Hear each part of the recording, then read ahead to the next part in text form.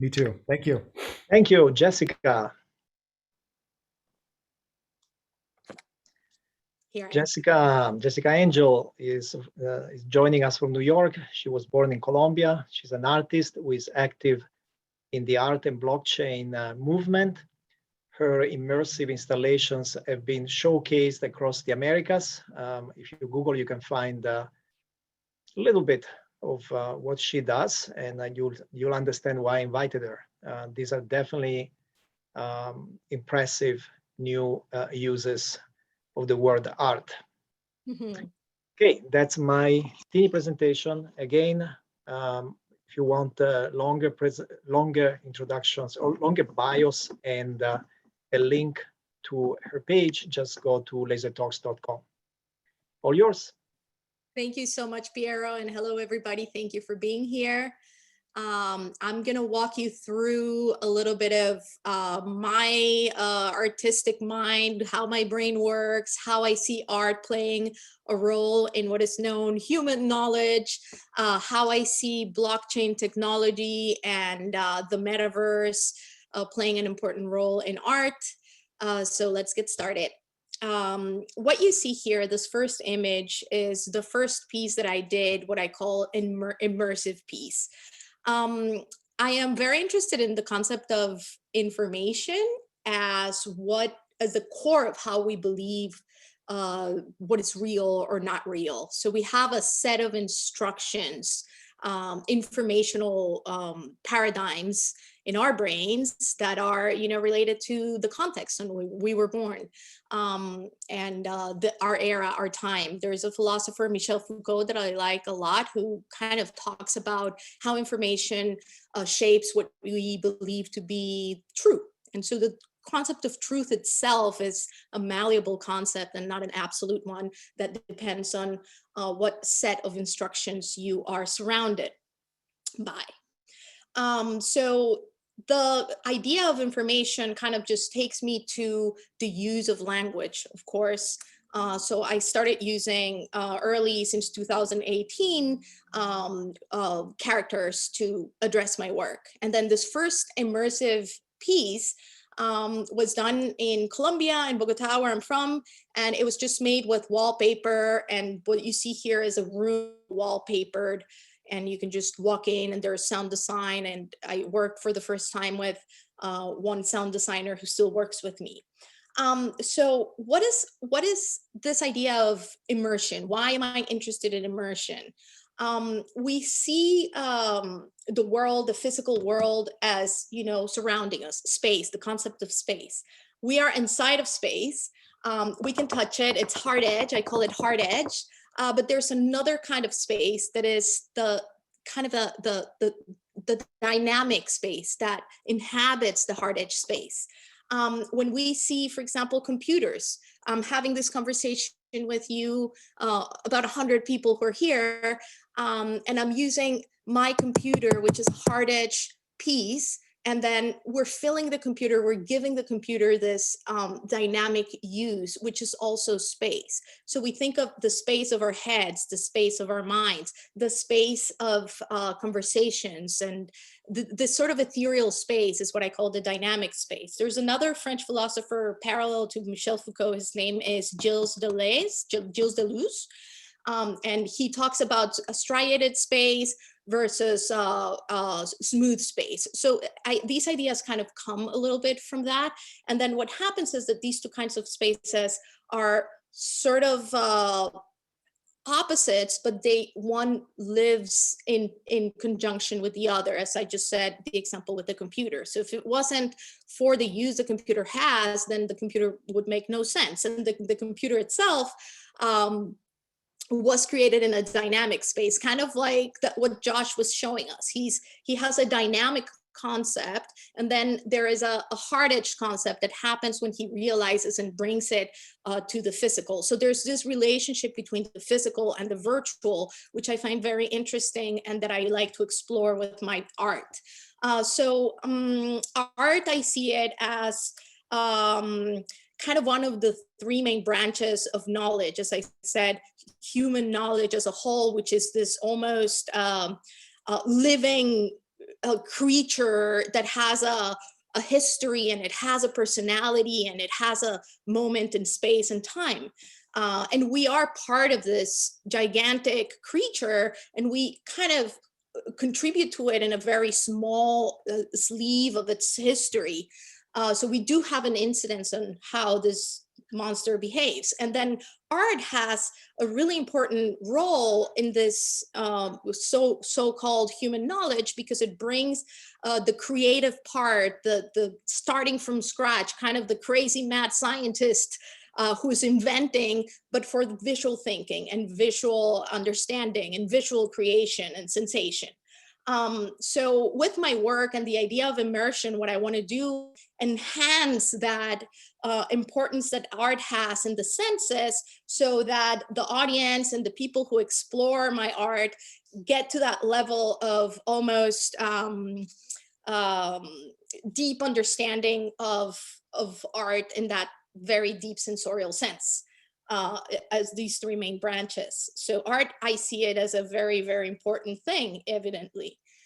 So what we see here is how I use art to address some of these large concepts, such as Euclidean geometry versus non-Euclidean geometry, things that are make me, excited, that I'm passionate about, and I just kind of explore these subjects through art. So art has a very special place in this so-called human knowledge, because it can feed from both philosophy and science, and it has this flexibility where you can basically talk about anything and get to places, very interesting places, by kind of modulating and playing around.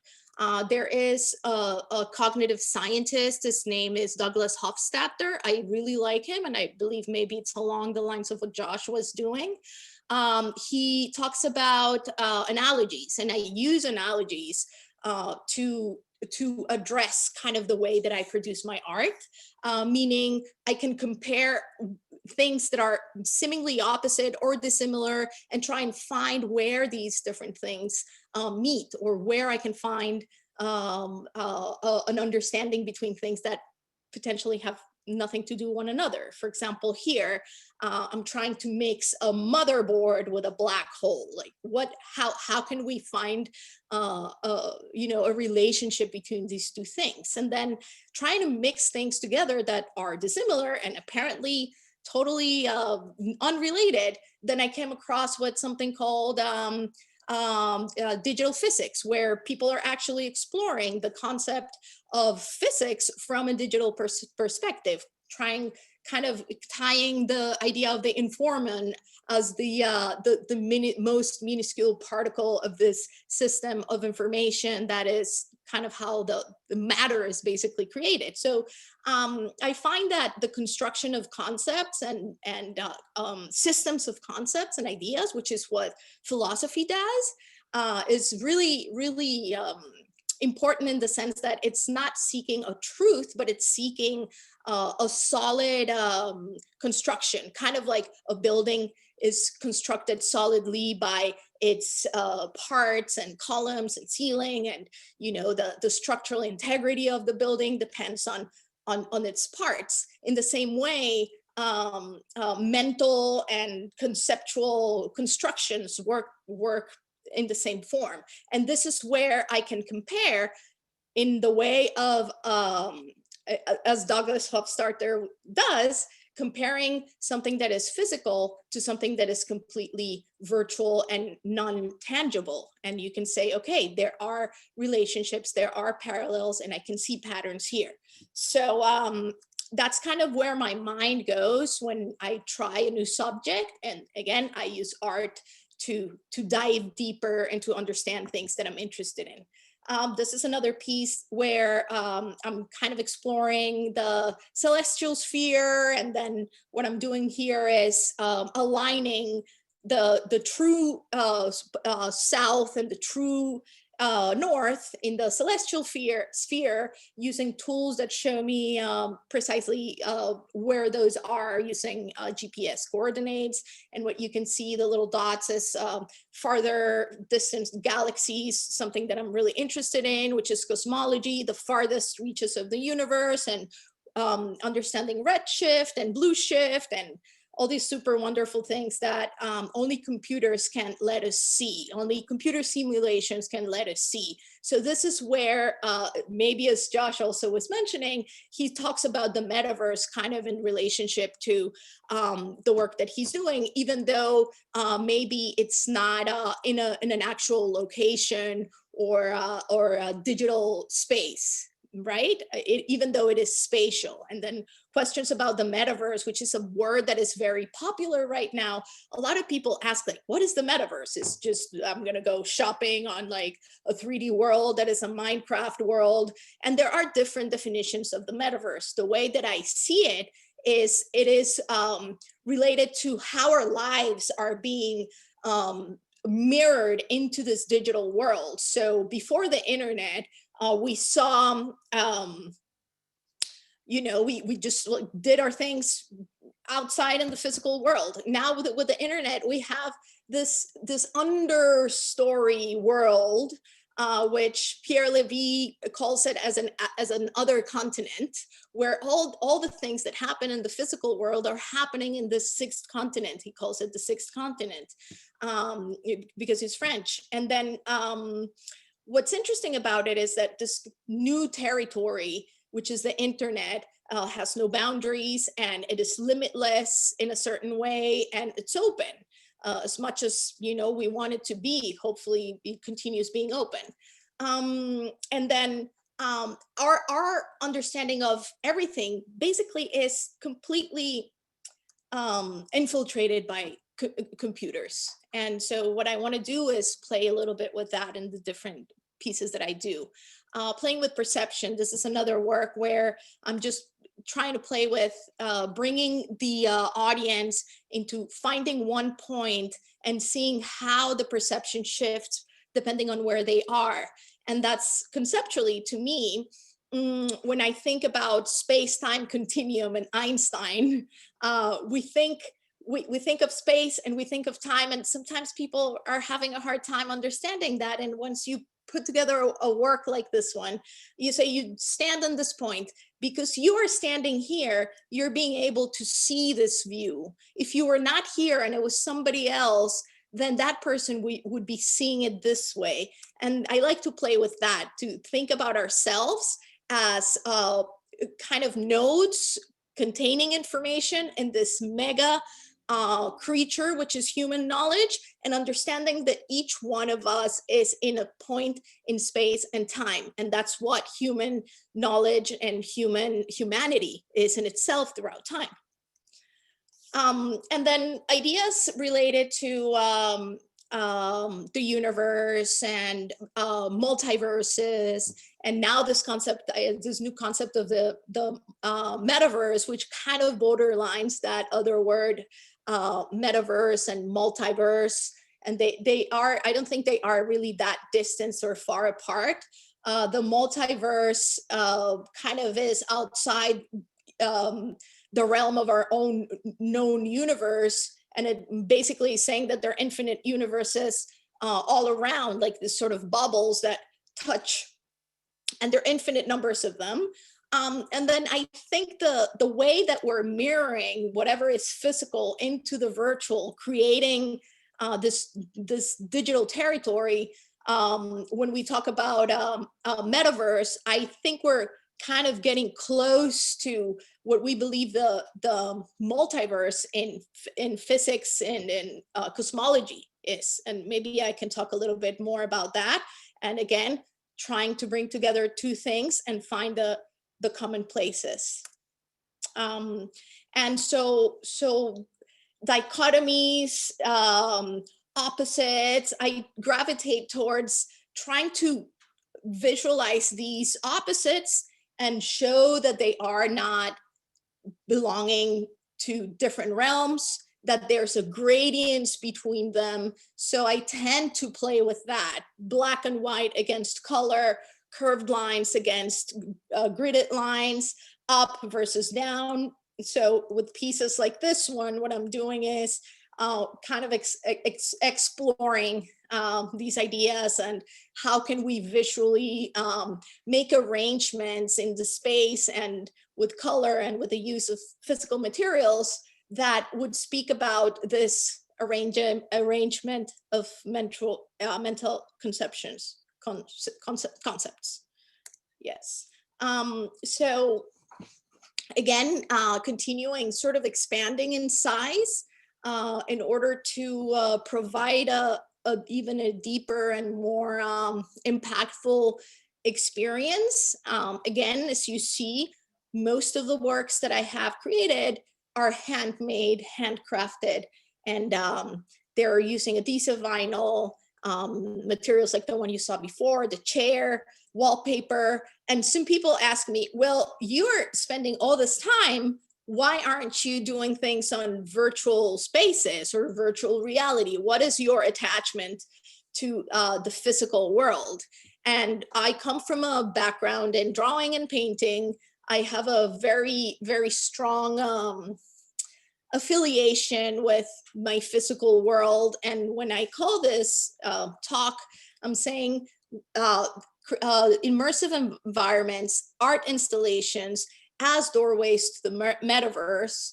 I do this because I'm interested in showing that dichotomy between hand-created, physical, and virtual, not to be really an opposition of concepts, but more like the two farthest ends of a whole. So what I do here with this piece that was called Facing the Hyperstructure was to create public programs inside of the work, generating engagement, connecting with the community of where the work was placed, and kind of bringing that sort of other side of the physical into the space.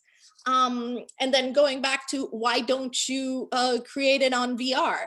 And I believe that with VR and with technology, we try and recreate spaces as we see them. We try to create them realistic, and that's a challenge. And so I don't find that very interesting because I already have high definition vision. Why would I want to downgrade my perception from the quality that I have? But I do find virtual spaces and playing with augmented reality, for example, interesting in the sense that it can bring something else, something different, that it's absolutely impossible in the real world. Then I do find that interesting. And I am kind of working with that right now, actually exploring augmented reality in connection to the physical space. So I do believe that keeping your feet on the physical space is of the essence when you are interested in going to the metaverse and diving into digital spaces. In my opinion, keeping at least one foot in the physical is absolutely important. So when I created this piece, I was invited by a blockchain project, a cryptographer who saw this work. And he said, this makes me think of the space of blockchain. And that's how I entered the space. This was in 2017. And we created a work that was not materialized because there are, price changes with crypto. And then so we didn't have the funds. But then I continued with this community in the blockchain space and with this emphasis on bringing the physical space to showcase and to dive people into the space of blockchain and use art in the same way for the audience as I use it for myself, which is to educate myself and learn about other things that are exciting for me. How can I do this for other people and dive them into things that I find interesting? So I put together a voxel bridge, which is my most recent work that's still up. We opened October 2021. And it's in Vancouver, part of the Vancouver Biennale. And it's this understory, the Cambie Street Bridge, the underpass. And we took over the whole space, this dull kind of pathway, and just enlivening with art and color and interaction and community, and gathering all the different sources, possible sources, to make of this an integrated experience that brings all these things together in this sort of theory of everything. I like to think about that. As I said, art can bring together many, many things. So we did a augmented reality for it. And then with tools for engineering, for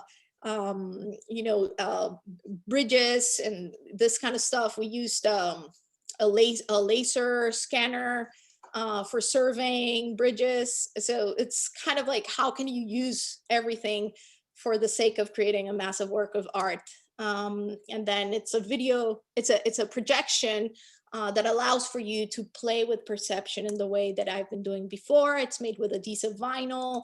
And you have all these different markers and locations where you can scan these QR codes and expand from the physical into the virtual through your phones, and dive into this blockchain related kind of inspired piece with the Kusama network, which is one blockchain, which we collaborated with, and Spheroid Universe, which is an augmented reality development team who worked with me. And so this is basically how it looks when you are with your phone. You can go through and tap into the objects and go see the blocks on the blockchain. So each one of those blocks, it's related to an event in the network. So you can learn a little bit about that in the network. So this is basically how it looks. Let me see, how do I change this? And this is the installation piece on site. It's about 100 meters long, and it covers 18,000 square feet in vinyl. This is a piece that we developed during about 2 years. So we're really happy to have it. It's up until 2023. And the journey sort of continues, because as the piece is up, along the lines that I work, I like to create engagement, I like to create activation. So we're doing many other different things. We're going to bring NFTs to the space that are AR NFTs. I can talk about NFTs maybe later if anybody has questions about that. And with Spheroid Universe, I've been working on creating AR exhibitions and curating exhibitions in augmented reality. And I also work with ETH Denver, which is a massive hackathon, and we do workshops, and we do hacking art with technology and blockchain data. So that's super fun, and it's actually happening in February the 11th. So that will be happening. And so if anybody's interested in this sort of intersection between data and Arduino's, Raspberry Pis, and hardware, this is kind of what we do, and we're going to actually be doing it. So I invite you, in case you're keen to that. So yeah, that's basically what I do. I love working with people. I love connecting people with other people. So feel free to reach out to me. I invite you to email me if you want, and this QR code is going to take you to my website. Thank you, Jessica. Very good. Very, very nice presentation, and obviously very interesting work. You have 4 questions, so I don't want to waste time. You have 4 questions. I suggest you go to the QA, start from the bottom and go backwards. Okay, let's see. All right, what are some advice you have for up and coming artists in terms of the medium and market of art in the age of Metaverse, while remaining true to subjects that inspire us? What are some practical considerations we should keep in mind moving forward? So advice that I could have for emerging artists, The medium and the market. Well, in the metaverse, for the first time, art can be scarce. You can have a digital piece that can be unique, even though you can take a screenshot of the image and everybody can have it on their phones. For the first time, that piece is associated with a unique token, and then the owner of that token is basically the owner of your art. So you can sell for the first time digital art. So in terms of medium, in relationship to the metaverse, definitely I would suggest to work with digital art. And in terms of the market of art in the age of the metaverse, there are several platforms that are Web3. So we know the internet is the Web 2, meaning the Web 1 was before applications existed on the internet.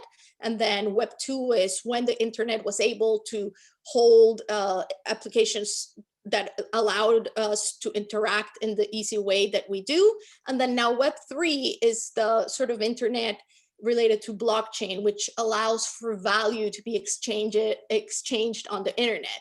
So there are Web3 marketplaces like Super Rare, Known Origin.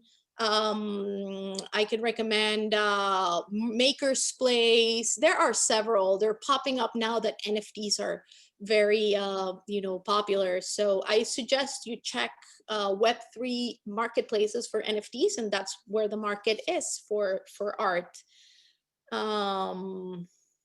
And practical considerations, a lot of it happens on Twitter. So if you're an artist interested in this space, I would suggest you get on Twitter. I agree that it is kind of sad artists are just recreating physical worlds in VR. They can't seem to be doing anything out of the box or creative. What would you like to see? That's interesting. Yes, I think artists are getting a little bit tied with the technology. And so the technology is so exciting that it just becomes the only thing to explore. What would I like to see? I would like to see virtual reality spaces that are based in artistic processes that start from scratch, from drawing, from an exploration, just in the same way that, for example, some of the works that I do are created. It's the artistic process that leads you to a result. I see that a lot of VR designers just don't go through that. They just go straight to the technology because the technology is impactful and that's enough, or they believe it's enough, but it's not. So in order to break the box and get creative with the tech is just to go back to the artistic process, I would believe. How these spaces can generate stress or comfort in spaces to be used in a quotidian base, can be used for education or innovation sites. Jorge is asking. These spaces I don't think they can generate stress per se. I think they can generate kind of like a monotonous, I don't know, phenomena. It just becomes a little bit overwhelming when everybody's doing the same in a way that it's not really contributing. You see that a lot, or I think I see that a lot. So I think from educational perspective, innovation sides, yeah, the technology can be used for that, definitely. But in my opinion, what's most exciting about this technology, Metaverse, VR, AR, is its creative aspects and how far we can take them in terms of generating unconventional sensations and things that are just outside of what we have ever seen. Irene is asking, do I understand correctly that you do not believe in objective reality, truth existing in and on itself, interior, superior, and exterior to the mind of the artist? Yes, I think you understand me correctly. I don't believe that there is an absolute truth. I believe that the truth is related to the eye of the beholder. So, yep, you understand that correctly.